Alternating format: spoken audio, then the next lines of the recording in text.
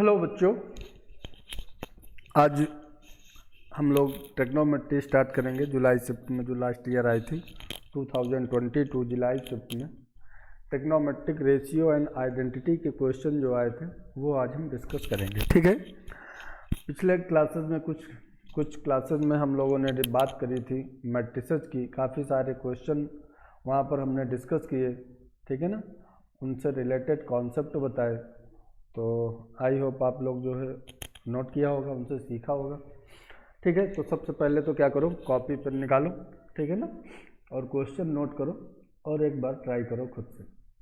क्या है क्वेश्चन, देखो question sine into sine into sine into sine into लिखा है, इसकी वैल्यू बतानी है हम। तो कैसे करेंगे क्वेश्चन? ऐसे क्वेश्चन में तो बस एक ही है कि एंगल चेंज करो या साइन को कॉस में कन्वर्ट करो। तो हमने तुमको क्या बताया था कि एक फार्मूला, ये इंटू इंटू में लिखें तो इंटू इंटू में कॉस का फार्मूला होता है। क्या होता है? Cos A into cos of 2a into cos of 4a dot dot cos of 2 to the power n minus 1a। ये एक फार्मूला होता है। दिस इज इक्वल टू क्या होता है? Sine of twice of the, वैसे लैंग्वेज में याद रखो तो ज़्यादा अच्छा है ना, नहीं तो ऐसे याद रखो 2 to the power n a, या ऐसे याद रखो twice of greatest angle upon 2 to the power number of terms. ठीक है, into sine of least angle, ये फार्मूला होता है। ये तो हो गई कॉन्सेप्ट की बात। अब हम आगे क्वेश्चन डिस्कस करेंगे। ठीक है, तो देखो साइन साइन इंटू में लिखें। अगर ये कॉस कॉस इंटू में हो जाए तो बहुत अच्छा है। और साथ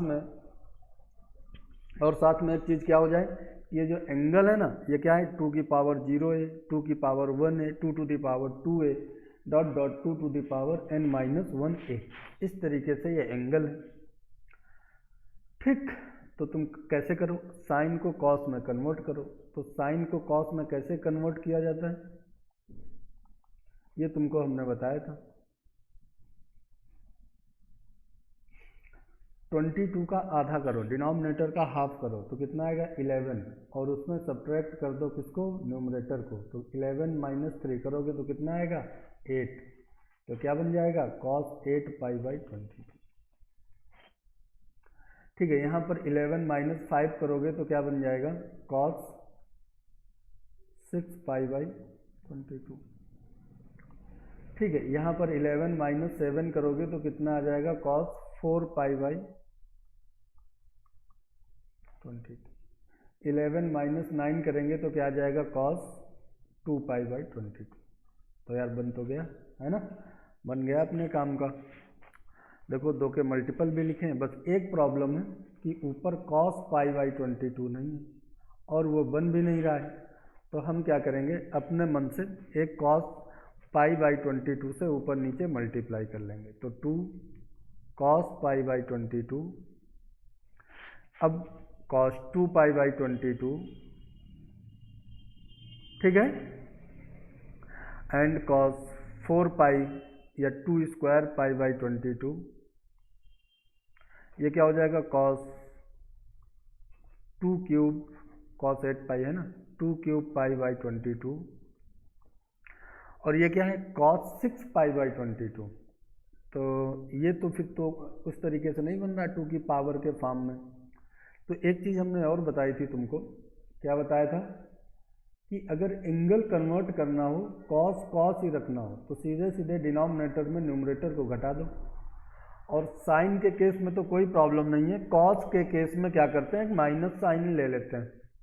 तो ये 22 में 6 जब सब्ट्रैक्ट करोगे तो कितना आ जाएगा? 16। तो ये तो बन गया फिर 16। तो क्या होता है? 2 to the power 4 pi by 22। ठीक है, एक माइनस साइन हम लोग जरूर लगा लेंगे। ये साइन पाई बाई 22, इसका कोई यूज़ अभी नहीं हो पा रहा है तो इसको ऐसे लिख के रहने दिया। एक हमने cos पाई बाई 22 से न्यूमरेटर में मल्टीप्लाई किया है तो डिनोमिनेटर में भी मल्टीप्लाई करेंगे। ठीक है, ये बन गया हमारे पास। अब लगा दो फार्मूला। तो -2 sine of twice of the greatest angle. ठीक है, तो ग्रेटेस्ट एंगल तुम्हारा क्या है 2⁴ π/22। इसमें जब डबल कर दोगे तो कितना हो जाएगा 2⁵ तो 32 π/22 ये बन जाएगा अपॉन 2n और साइन ऑफ लीस्ट एंगल तो साइन ऑफ π/22 और नीचे ये जो cos π/22 है ये तो रहेगा ही। ठीक है, ऑप्शन हमारे पास 3/16 1/16 इस तरीके से ऑप्शन है।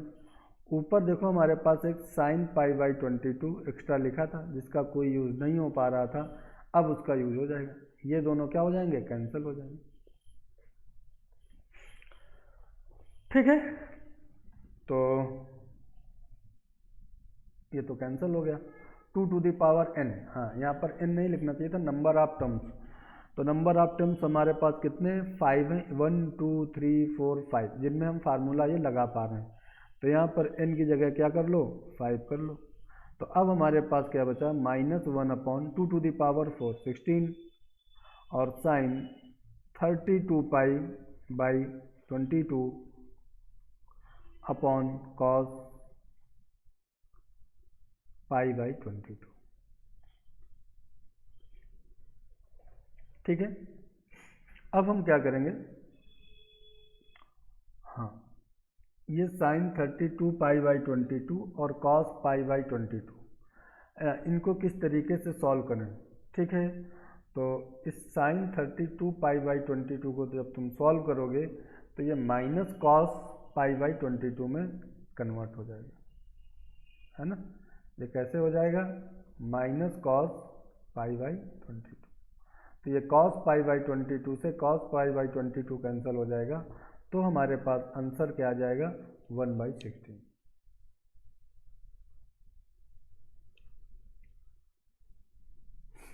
कैसे हो जाएगा वो तुम करके देख सकते हो खुद ही।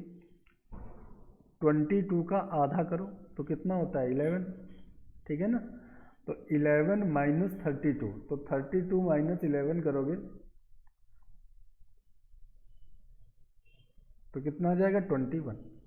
तो कितना बन जाएगा cos 21, तुम्हारे लिए चलो एक बार लिख देते हैं cos 21 π/22।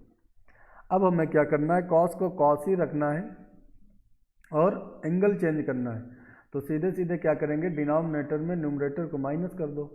तो 22 माइनस 21 करोगे तो क्या आ जाएगा 1, है ना। और cos वाले केस में क्या बताया था, एक माइनस लगा लेना, तो माइनस cos π/22। ठीक है, इस तरीके से आ जाएगा। तो 1/16 इज आंसर। ठीक है, समझ में आया होगा। नेक्स्ट क्वेश्चन अब हम लोग डिस्कस करने जा रहे हैं। नेक्स्ट क्वेश्चन हमारे पास क्या है, देखो जरा। क्वेश्चन नंबर 2, ये 27 जुलाई को आया था, अच्छा क्वेश्चन है। यहां पर लिखा है sigma m is equal to 1 to 9 sec of theta plus m-1 π/6। ठीक है, और एक और सेक लिखा है sake of theta plus m π/6। ठीक है, दिस इज इक्वल टू -8/√3 इस तरीके से लिखा है। ठीक है, तो क्या करें, इनको कॉस में कन्वर्ट कर लें। तो नीचे कॉस इंटू कॉस हो जाएगा, 2 कॉस हो जाएंगे। ठीक है, फिर हमने तुमको एक चीज़ बताई थी, अक्सर हालांकि पूरे मैथमेटिक्स के लिए बोलते हैं कि अगर नीचे 2 टर्म लीनियर में लिखे हों तो ऊपर क्या किया करो, इनका डिफरेंस देखा करो कि डिफरेंस लिखा है क्या, और अगर नहीं लिखा है तो डिफरेंस क्रिएट कर लिया करो। ठीक है, अगर 2 यहाँ पर लीनियर एक्सप्रेशन लिखे हैं तो अक्सर ये कैलकुलेशन में हम लोग काम करते हैं। पूरी मैथमेटिक्स के लिए है, जरा ध्यान से सुन लेना इस बात को। ठीक है, और अगर 2 नीचे ट्रिग्नोमेट्रिक रेशियो लिखें ऐसे इनटू में कॉस कॉस या साइन साइन कुछ, ठीक है, तो फिर इनके एंगल का डिफरेंस देख लिया करो और वो ऊपर क्रिएट कर लिया करो। ठीक है, तो इनको हम एक बार जरा नीचे लिखते हैं तो क्या हो जाएगा, sigma 1/cos of theta plus m-1 π/6 और into cos of theta plus M pi by 6। ठीक है, थोड़ा ठीक क्वेश्चन है। m is equal to 1 to 9। ठीक है, तो देखो नीचे दो कॉस कॉस लिखे हैं, तो हम क्या करेंगे, इन दोनों का डिफरेंस देखो, तो इन दोनों का डिफरेंस जो है वो कितना आ जाएगा, m पाई बाई 6 से m पाई बाई 6 कैंसिल हो जाएगा, थीटा से थीटा कैंसिल हो जाएगा, तो हमारे पास क्या आ जाएगा, पाई बाई 6 आ जाएगा। तो हमने क्या बोला, ठीक है, तो कांस्टेंट आ गया, तो अगर कांस्टेंट आ गया तो फिर ऊपर इनका डिफरेंस हम क्रिएट कर सकते हैं आसानी से। ठीक है, तो अगर नीचे ट्रिग्नोमेट्रिक रेशियो 2:2 में लिखे हों, अक्सर क्वेश्चन इस कॉन्सेप्ट पे पूछा जाता है, पहले भी पूछा जा चुका है। ठीक है, तो ध्यान से जरा इस बात को हम समझेंगे। ठीक है, तो इन दोनों के बीच जब नीचे जो ट्रिग्नोमेट्रिक रेशियो लिखे हों तो उनके एंगल का डिफरेंस देख लिया करो, कांस्टेंट है क्या, अगर कांस्टेंट है तो ऊपर उनका डिफरेंस क्रिएट कर लिया करो। तो यहाँ पर हम बोलेंगे, लेट थोड़ा कैलकुलेशन आसान कर लें, अल्फा बोल लें theta plus m minus 1 pi by 6 और बीटा बोल लें theta plus m pi by 6। तो तुम देख पा रहे हो कि बीटा माइनस अल्फा कितना हो जाएगा, पाई बाई 6। ठीक है, तो ये हम ऊपर क्रिएट कर लेंगे। ठीक है, अब अपनी ज़रूरत के हिसाब से नीचे दो कॉस लिखें, तो ऊपर अगर हम साइन a माइनस बी लिख लें, ठीक है, तो क्या होता है, एक तुमको हमने फार्मूला पढ़ाया था बहुत ही स्टार्टिंग में कि tan a minus tan b this is equal to sine of a minus B upon cos a cos b। ठीक है, अच्छा, तो क्या होगा, ये जो समेसन है डिफरेंस के फॉर्म में क्रिएट हो जाएगा और फिर डिफरेंस मेथड वीएन मेथड लगा देंगे तो आसानी से क्वेश्चन सॉल्व हो जाएगा, है ना। तो हमारे मेन टास्क क्या है कि इसको डिफरेंस में क्रिएट करना।